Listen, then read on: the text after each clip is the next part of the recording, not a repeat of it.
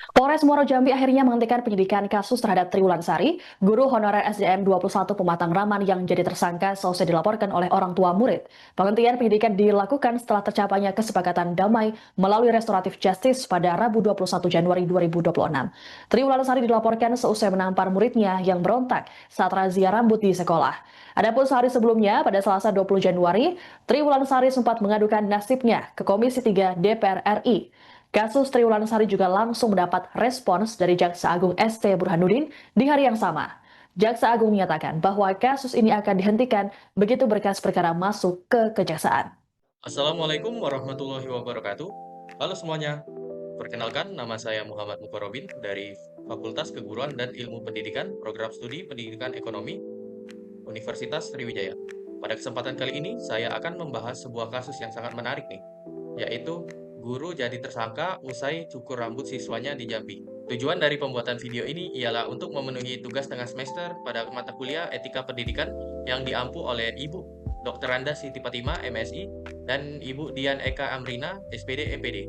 Baik, kita akan memasuki sesi pembahasan kasus tersebut. Kasus ini bermula pada 8 Januari 2025, ketika Tri Wulansari, guru honorer SD Negeri 21, Desa Pematang Raman, Muara Jambi, menggelar razia rambut terhadap siswa yang mewarnai rambutnya dengan warna pirang. Sebelumnya, Tri telah memperingati para siswa agar mengembalikan warna rambut mereka menjadi warna hitam sebelum masuk sekolah. Saat razia, 4 siswa kedapatan masih berambut pirang. 3 siswa menurut saat dicukur, namun salah satu siswa kelas 6 melawan dan menolak. Setelah rambutnya tetap dipotong, siswa tersebut berbalik dan mengucapkan kata-kata kasar kepada Tri, yang kemudian secara refleks, Tri menampar mulut siswa tersebut.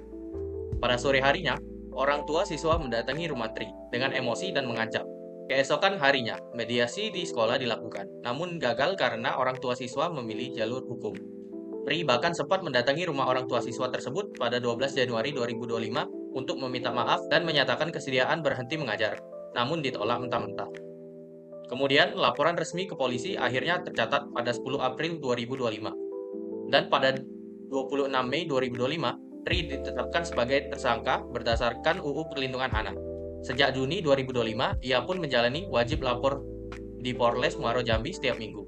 Kasus ini kemudian menarik perhatian nasional hingga Tri diundang ke rapat dengar pendapat Komisi 3 DPR RI pada 20 Januari 2026. DPR meminta agar perkara dihentikan dan kewajiban wajib lapor ditiadakan. Sehari kemudian, pada tanggal 21 Januari 2026, kedua belah pihak akhirnya sepakat untuk berdamai melalui mekanisme restoratif justice di Polres Muaro Jambi. Tri menyampaikan permintaan maaf secara langsung, orang tua siswa menerimanya dengan lapang dada, dan polisi resmi mengeluarkan SP3 atau penghentian perkara. Dari penjelasan kronologi tersebut, dapat kita kaitkan dengan materi etika pendidik, yaitu etika kompeten dan etika ketaatan pada kedisiplinan. Yang pertama, etika kompeten. Jika ditinjau dari sisi etika kompeten, tindakan Tri Wulansari dalam menggelar razia rambut sebenarnya mencerminkan inisiatif pedagogis yang sah. Ia telah mempersiapkan proses razia dengan memberikan peringatan terlebih dahulu kepada para siswa sebelum memasuki semester baru. Hal ini menunjukkan bahwa tindakannya bukan impulsif, melainkan terencana dan dilandasi maksud mendisiplinkan siswa sesuai aturan sekolah. Akan tetapi, titik kritis dalam kompeten muncul ketika satu siswa melawan dan mengucapkan kata-kata kotor. Disinilah kompeten kepribadian dan emosional seorang guru diuji. Menampar siswa meski dilakukan secara refleks sebagai respon terhadap kata-kata kasar, hal tersebut merupakan tindakan yang tidak sesuai dengan standar etis dan kompeten guru. Seorang guru yang kompeten secara emosional diharapkan mampu menahan diri, mengalihkan situasi, dan merespon provokasi dari siswa dengan cara yang tetap menjaga martabat keduanya. Yang kedua, etika ketaatan pada kedisiplinan. Dari sudut pandang etika ketaatan dan kedisiplinan, tindakan Tri Wulasari dalam merazia rambut siswa yang tidak sesuai aturan adalah bentuk menegakkan disiplin yang sah. Aturan seragam dan penampilan di sekolah merupakan bagian dari tata tertib yang bertujuan membentuk kedisiplinan dan kesetaraan di antara siswa. Ketika guru membiarkan pelanggaran aturan terus berlangsung tanpa tindakan, sesungguhnya guru itu gagal menjalankan kewajiban sebagai penegak nilai dalam institusi pendidikan. Dalam kasus tersebut, Ri telah menunjukkan ketaatan terhadap prinsip disiplin dengan cara memberikan peringatan jauh hari sebelum pelaksanaan, melaksanakan razia secara terbuka di hadapan seluruh siswa, dan menindaklanjuti siswa yang melanggar secara langsung. Ketiga langkah ini mencerminkan penegakan disiplin yang terstruktur dan tidak sewenang-wenang. Yang selanjutnya, solusi terhadap masalah tersebut. Yang pertama, bagi guru. Solusi yang paling mendasar yang perlu diwujudkan adalah penguatan kapasitas guru dalam mengelola situasi konflik di kelas secara non-kekerasan. Pemerintah melalui Kemendikbudristek dan lembaga penilaian guru perlu mewajibkan pelatihan manajemen emosi dan deeskalasi konflik sebagai bagian dari program peningkatan kompetensi guru, khususnya untuk guru-guru di lapangan yang berhadapan langsung dengan siswa setiap harinya. Guru harus dibekali dengan keterampilan konkret, bagaimana merespon provokasi siswa tanpa menyentuh ranah fisik, bagaimana mendokumentasi pelanggaran disiplin secara prosedural, dan bagaimana melindungi diri secara hukum ketika menghadapi perlawanan siswa. Solusi yang kedua ialah bagi institusi sekolah. Sekolah perlu membangun budaya komunikasi terbuka antara guru dan orang tua siswa, bukan hanya ketika konflik telah terjadi. Program pertemuan rutin antara guru dan orang tua, pencapaian tata tertib sekolah secara berkala, serta pembuatan kesepakatan bersama tentang bentuk-bentuk penegakan disiplin yang dapat diterima oleh semua pihak adalah langkah-langkah yang preventif yang sangat penting.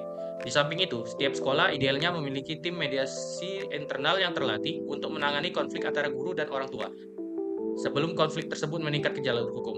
Solusi yang ketiga bagi pemerintah. Pada tingkat kebijakan, pemerintah perlu segera merealisasikan dorongan Komisi 3 DPR RI untuk memasukkan pasal perlindungan guru yang tegas dalam revisi Undang-Undang Guru dan Dosen. Pasal ini perlu memuat, yang pertama, definisi yang jelas tentang ketindakan disiplin yang diperbolehkan dalam konteks pendidikan. Yang kedua, perlindungan hukum bagi guru yang bertindak dalam batas kewenangan pendisiplinan. Dan yang ketiga, mekanisme penyelesaian sengketa antara guru dan orang tua siswa yang mengutamakan restoratif justice sebelum proses pidana. Solusi yang terakhir yaitu bagi orang tua dan masyarakat. Orang tua memiliki peran yang tidak kalah penting dalam mencegah jadinya kasus serupa.